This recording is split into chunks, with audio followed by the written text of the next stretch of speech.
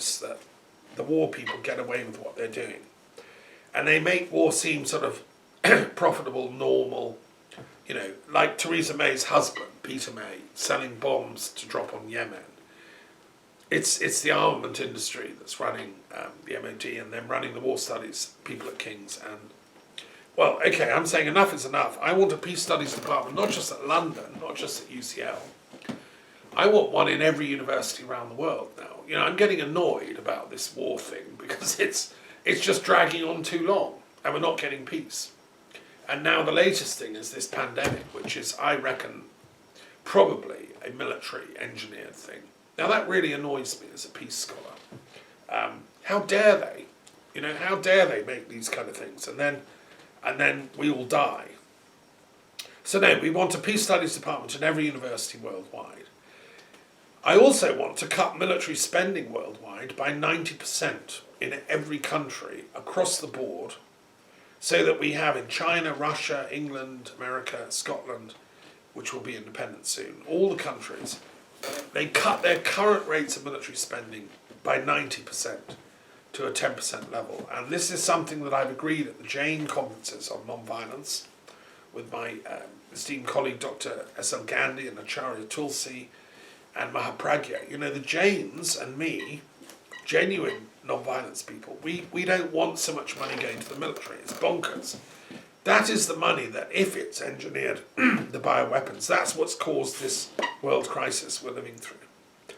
That money shouldn't have been spent on making coronavirus. It should have been spent on providing food and shelter for the homeless, providing education for the people that want it, providing free university tuition for everybody that, you know, can benefit from that, and providing jobs and employment for all the unemployed. I worked out, if you cut the military budgets by 90% around the world, you could solve global unemployment. There'd be enough money. Everybody would like be paid to work. So you give them a wage, you give them initiatives to set up their own businesses, you get them doing something useful for the community, and you could pay them out of that huge budget surplus.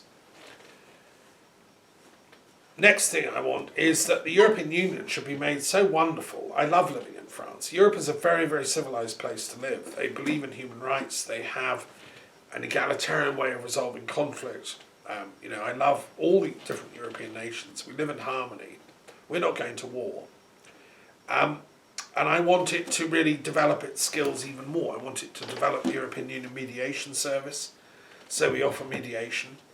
I think it needs a peace intelligence service to counter the ridiculous military-type intelligence of the warmongers at King's College and their spies who've engineered Brexit. And I want to repair the catastrophe of Brexit by Scotland rejoining the European Union, the United Ireland, and eventually Wales. And finally England. I mean, will be, you know, I think England will finally realise the folly of its Brexit nightmare as the UK comes to an end. And will rejoin. I think the Tory party will have to get rid of its current leader. Genuine Conservatives will have to come forward, like Dominic Grieve and their kind. Proper internationalists, proper Conservatives, like Churchill and that, the old style Conservatives, who understand Britain's role is in building a peaceful world, not in like being a mercenary nation that drops bombs on anybody, irrespective of human rights, if you pay them. I mean, those are mercenary types. No, that's not what England actually is about. And I want to just say something about that, because I've been reading my mother's autobiography, Eileen Daffin, Essays on Life, Peace, Politics and the Personal. And I've been rereading her book. She talks about her ancestors, who are obviously my ancestors. This is my mother. She says that there was a long line of Cloughs. My middle name is Thomas Clough Daffin. The Cloughs. I realised one corner of the graveyard in Sutton was given over to Cloughs. The gravestone had names on them, straight out of the Old Testament.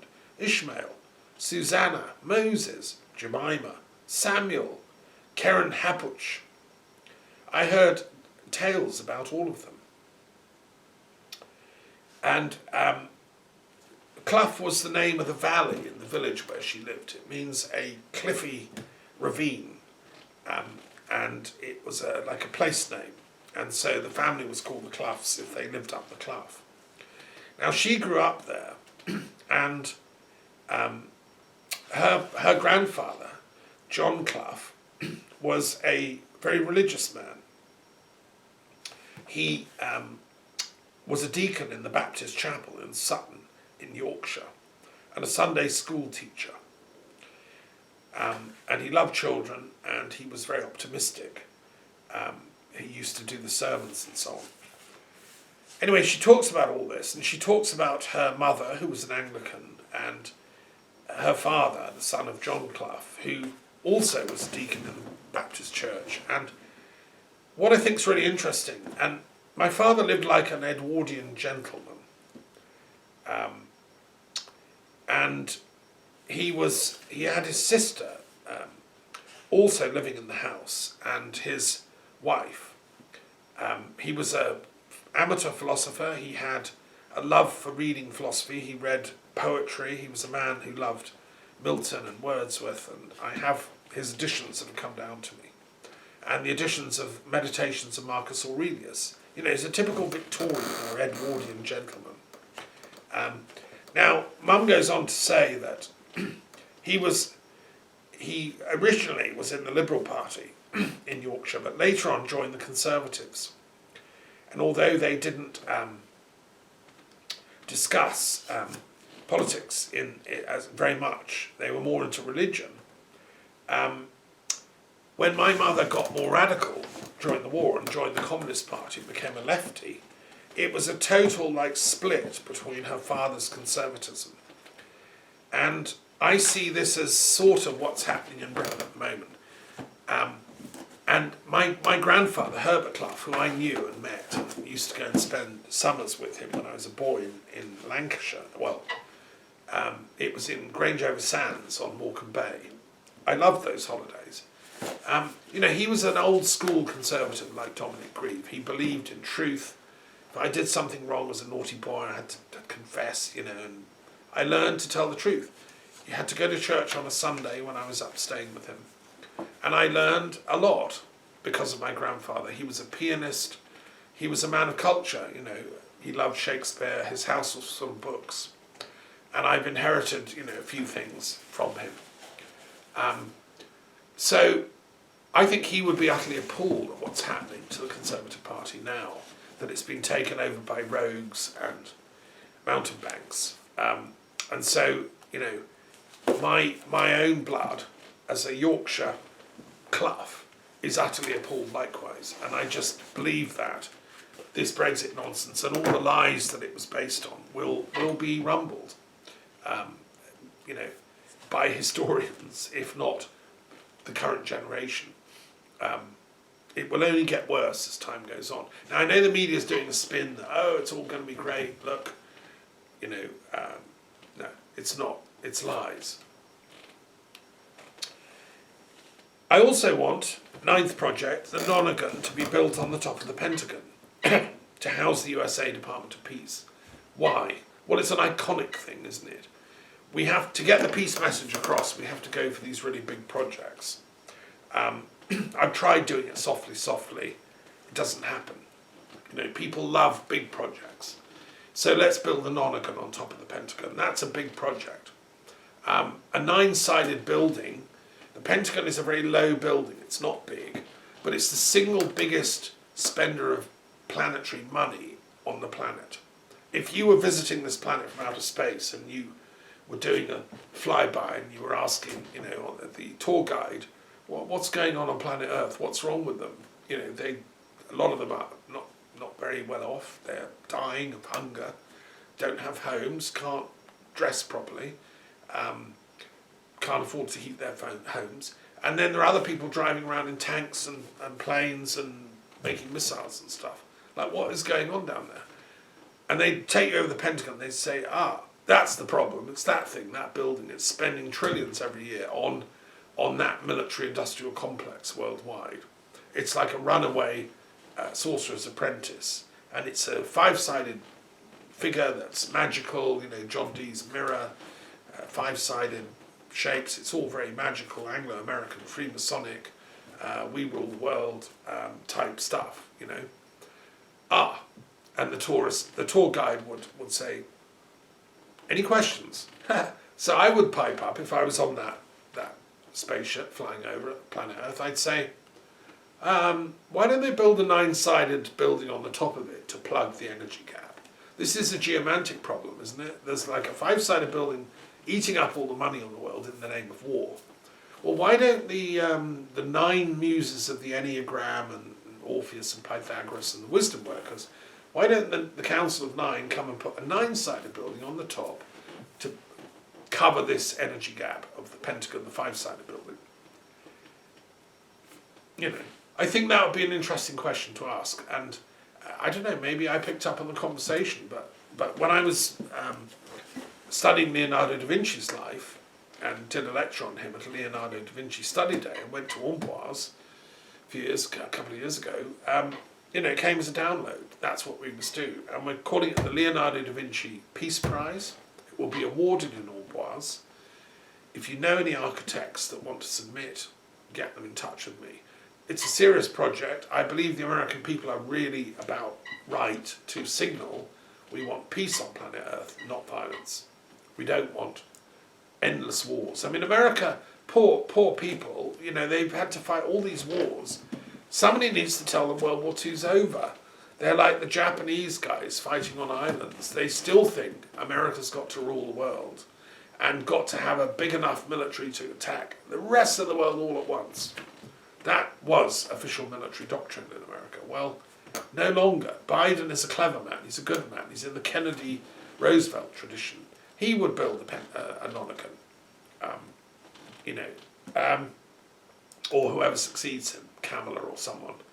We need to get the good Americans doing the right thing, which is building a Nonagon. Anyway, there we are. That's that project. It's very exciting. Okay, here's another one. Right, as if I'm not busy enough. So, I also want to help my friend Christian Kirsch, who appeared at the World Intellectual Forum meeting the other day, to announce the International Delphic Games Council. He's the president of it, and it's an ongoing project. Why the Delphic Games? Hang on, haven't we got the Olympic Games?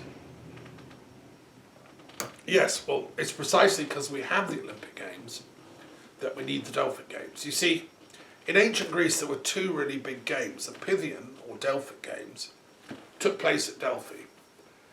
The Olympic Games took place at Olympus, and they focused on athletes, athleticism, throwing the javelin, running races, proving you had a really powerful body full of testosterone and could beat the other guy, like in a sort of, cops and robbers type thing. Wrestling as well. All very exciting. And it's now being revived, and so that sort of Rambo thing is awash on planet Earth. The Delphic Games were the place for the Greek intellectuals. They were the poets, the musicians, the dancers, the theatre people. The Delphic Games celebrated the arts, and they were dedicated to Apollo, and they were commemorated always with a theatrical reenactment of the slaying of the Python by Apollo, which was the beginning of the oracle of Apollo at Delphi. Now, okay, different people can interpret that in different ways, but my interpretation is what Apollo did there was he slayed the chaos of evil. This wasn't a small thing he did. The Python was a really evil snake out to get everyone. It had the world in its clutches. It was burning, it was eating, it was ravaging. It was like the dragon in George and the Dragon, but times a million. The Python was really nasty. And it represents that sort of evil, untamed ego that I talked about in the Quran commentary. That's what will not surrender. And thinks, I'm a big python, I'm a great dragon, I'm the best kind of thing. Well, Apollo, bless him, who was the master of music and the muses, and was the god of healing and therapeutics, somehow managed to defeat the python. Now, different stories abound, different poets have tackled this theme. What we do know about the Delphic Games is that they always began with theatrical performances about how Apollo sublimated or transformed or defeated that dark Python energy. Now you can put it in another way. You can say, well, that's a symbolic thing about Kundalini. Kundalini is the snake, that's the Python. What Apollo was doing was raising the energy up to enlightenment. He was making it possible for Greek philosophers to come, artists, poets, musicians. You know, it wasn't so much killing the Python, it was sublimating it so that it rises up. The Kundalini rises up and becomes, through Sushumna, becomes enlightened consciousness. And that's what Apollo represents. He's the deity of enlightenment. And that's why philosophers, we love Apollo. Aristotle dedicated his work to Apollo, so did Plato. Plato said actually in a wonderful little throwaway remark in one of the dialogues, I think Socrates said, shall we say then that education begins with the Muses and Apollo? Because they're discussing the curriculum, you know, what will they do? Well, the kids will learn dance, drama, music. Education begins with Apollo and the Muses. It doesn't end there. It just goes up to higher and higher levels of intensity. Anyway, so these Delphic Games, what the plan is, my friend Christian Kirsch and I will be helping him, and there are others on the board, we want to re-establish them in equal strength and significance to the Olympic Games. You know, so if all the projects you've heard about before don't happen yet in my lifetime or whatever, or the people involved don't manifest or materialise, well, I want the Delphic Games at least to, because they carry the load of everything I'm talking about. Because the Delphic Games are the chance to celebrate the intellectual work we do as human beings, our spiritual work, our theatrical work, our work in the arts, dance, music. You know, we human beings are not just here to make money and profit and do lies and violence. No, we're here to create, we're here to love, we're here to share wisdom and passion for truth. We're here to make beautiful texts like the Quran come alive, or to channel great poetry or music. You know, watched a film about Schubert the other day. What a great man Schubert was. Where's the Schuberts today? Well, they'll come and perform at Delphi at the Games. So if you're an artist, if you're a poet, if you're a musician, get in touch. We need you, and we need to get these games going. And I'd say sooner rather than later, because the world is falling down because the arts are not respected enough. And we've seen that the Tory tyrants are bringing in, you know, penalties for people that want to study the arts now in Britain. I mean, Britain has lost its soul under the Tory tyrants, and we have to fight back. I will end with a poem. That's what I always do. That's my little resistance strategy. I also want to build a Universal Peace Tower in the south of India with my friend, a committee of us, World Intellectual Forum and others, near southern India's Mount Agastya, which is named after a very great sage. It would be the first Universal Peace Tower on the planet. It would be dedicated to peace. It would be one of these mega towers like the Burj Khalifa in Dubai and others. They're really, really tall. I think it's even more important now with India having suffered this tragedy from COVID that we have this symbolic peace tower. It will be full of museums, tourist things, but also working offices for peace organisations around the world. India is the home of non-violence, and it deserves its Universal Peace Tower. It'd be on the cruise ships, stop lines. We have a business plan and a proposal, and it would be a marvellous thing, a gift from India to the world, but also from the world to India. Let's also fund this thing. And it would be a sign to the military-industrial complex that some cultures don't want war. They don't think you're powerful because you have huge bombs or nuclear weapons.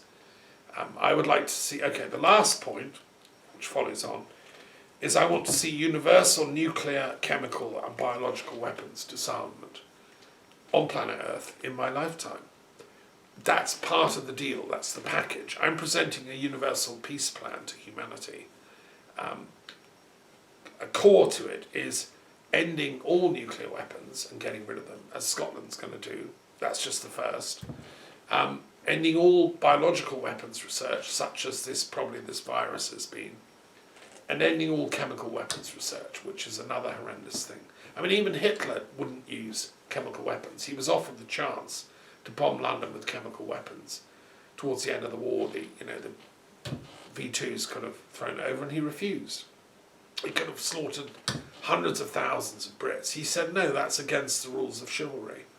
It's ironic, isn't it, that even Hitler refused to use chemical weapons, and yet we did Dresden and Hamburg firestorms. Funny old world, isn't it? So, I'm wanting complete nuclear disarmament, chemical and biological weapons disarmament, and the UN has passed a treaty that nations can sign up to for nuclear weapons disarmament. There's already the International Bioweapons Treaty. You're not supposed to do them. The problem is maybe somebody's been naughty in the back shed, and we need to then action research into that.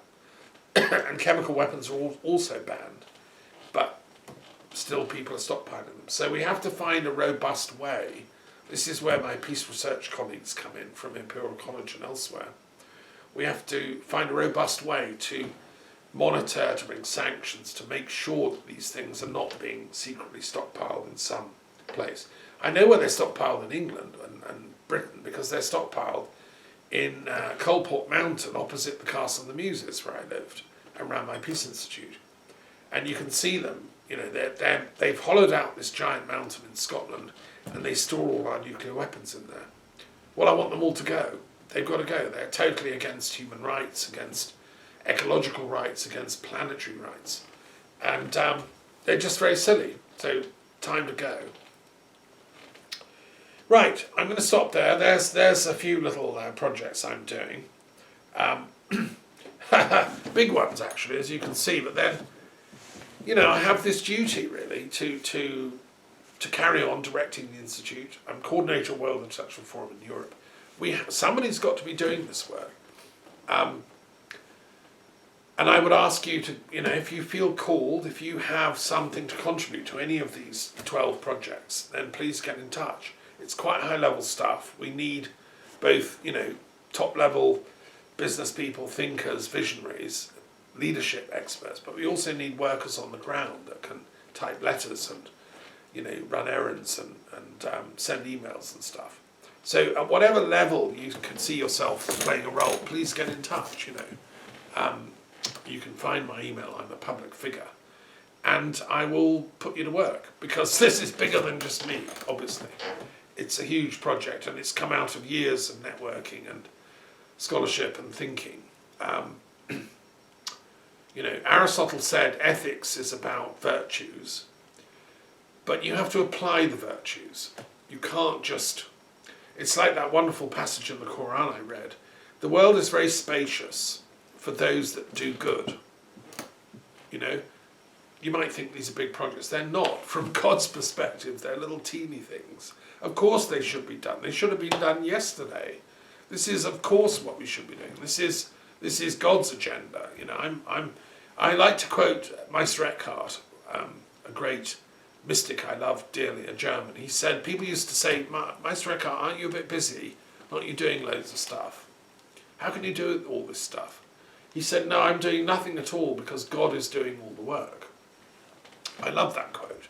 And I feel exactly the same. I'm not doing any of those. I can't do those. These are plans coming from, the divine level of being.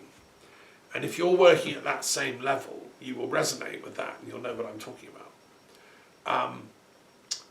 Okay, I'm going to finish there. Thank you so much for listening. And I'd like to finish with a little word of the day. No, actually I want my poems. Oh God, just bear with me a second.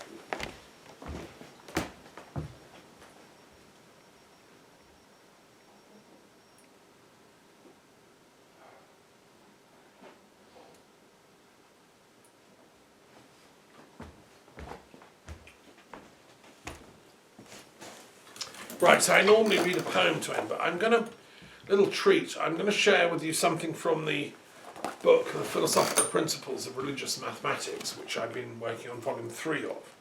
These are really, really important to me, and I've been working on this for, 6 months or so. I'm now on the 3rd volume, and it's about to be published. And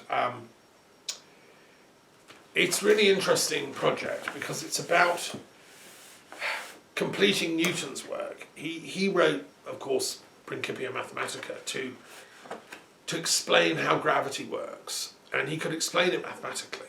But at the end of the book, he says, in last paragraphs, look, I've explained the maths of gravity, but I haven't explained the causality. I don't know what causes gravity. I can just explain how it works, but I don't know what caused it. And I speculate, he said, that it probably has something to do with God. If you think of God as a spirit that is extended through all time and space, then it's probably got something to do with that God. So that was Newton being honest. But since then, God talk has dropped out of mathematics. You can go and do a maths degree at Cambridge or Oxford or London or Harvard, and you won't get any God talk. They'll look at you as slightly odd. Unless one of the students mumbles in my book and says, hey, Prof, have you read Daffon's new Principia about religious mathematics? Because what I'm arguing is that maths has always been a philosophical and metaphysical subject. Plato, the great Neoplatonists, Iamblichus, all the great philosophers of Greece, of Alexandria, and all the great academic mathematicians like Euclid and Archimedes and so on, Diophantus and Hypatia, they all knew that maths is part of the divine sciences. In Islamic thought, Keith Critchlow and others have looked into the sacred geometry at the root of Islam. The Muslims inherited all this love of number, and they advanced mathematics to a very high level of skill. They invented algebra on original Greek ideas, but they perfected it by using Hindu numerals that they got from their conquests in India. And they brought Hindu numerals, they married it up with Greek concepts, and they invented algebra. But the person that did that, Al-Qarim, he understood by algebra a balancing of contraries which give you a final product by a certain series of rules of procedure. But it's ultimately a metaphysical thing. We're all doing the algebra of ethics all the time. We juggle this personal gain versus that personal loss, this social gain versus that social loss, this metaphysical or cosmic gain versus that personal humiliation or whatever. What are we to do? What is right action? That's the constant algebra of the soul that each of us are doing in our consciences all the time. And so that's what my book looks at. It's trying to chart an entirely new subject called religious maths. And it's really, really exciting. So I just want to give you a couple of quotes. This is a chapter 92. I can't read the whole thing out. It would take a long time. But order theory and religious maths. In this chapter I argue that there's a whole field of maths that hasn't been discovered yet. We have chaos theory, and I've just looked at it in the previous chapter, which is on chaos theory and religious maths. But I've argued that order theory is as important. I will read the key thoughts because it will make sense. You'll get the point here. You've never heard of order theory. Well, you're about to. Ironically, although chaos magic and chaos theory have become large enterprises in modern culture. Oh, by the way, chaos magic is a thing every little, wannabe Wiccan in California practices. It's like the done thing, and it's all based on chaos theory. There is yet no counterbalancing work in order magic and order theory. This, however, is a glaring lacuna from the standpoint of religious mathematics. given that the entire science of maths, and indeed science in general, is about finding order in nature from seemingly random or mysterious phenomena. Science starts with observing reality, and then seeks to find this hidden ordering pattern or causal principles that govern the outer presentation of appearances. Mathematics is one of the principal tools whereby this can be done. If mathematically regular and repeatable sequences of events and phenomena can be observed to occur at predictable intervals, then we're on the way to having a scientific theory. This reputation of observable sequences of events goes to the very heart of scientific method and constitutes what we mean by scientific proof. For it to be truly robust, mathematics has to get involved, as the numbers don't lie, which is an accepted axiom in scientific evidence. Indeed, the very notion of a number is itself a primary product of order theory. Order theory is now a branch of mathematics which investigates the intuitive notion of order. The notion of order is very general, extending beyond contexts that have an immediate intuitive feel, sequence, or relative quantity. Familiar examples of orderings are the alphabetic order of words in a dictionary, or names in a phone book, and the genealogical study of descent lineages within groups of people over time. Order theory has been taken up by mathematicians working with set theory, arithmetic, and binary relations. Mathematically, orders are regarded as examples of special binary relations which can possess either reflexivity, antisymmetry, or transitivity. A set can have either partial order or total order, and can comprise either linear orders or chains. The true depth and significance of order theory has as yet not really been developed, either in mathematics or in science generally indeed. One could argue that order theory really encompasses chaos theory,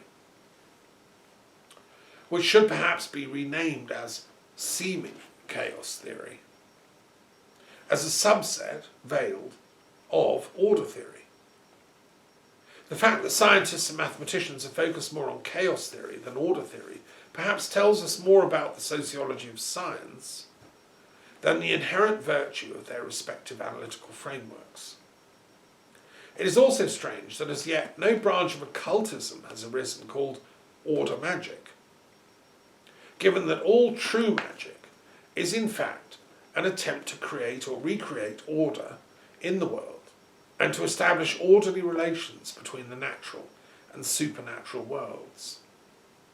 Ma'at, as the Egyptian deity of supreme order, Themis, and the other gods and deities of justice and order, are fundamental to human religious consciousness, giving birth to monotheism itself and to the idea of unity as supreme order. The struggle to maintain law and order against the forces of chaos forms the bedrock to most religious and prophetic narratives in history. The function of the sage or prophet, the avatar or messiah, is universally in order to dispel chaos, darkness, war, violence and evil, and to restore order, justice, truth and love. Order theory could therefore well contribute extensively to religious studies. Oaths, spells, rituals,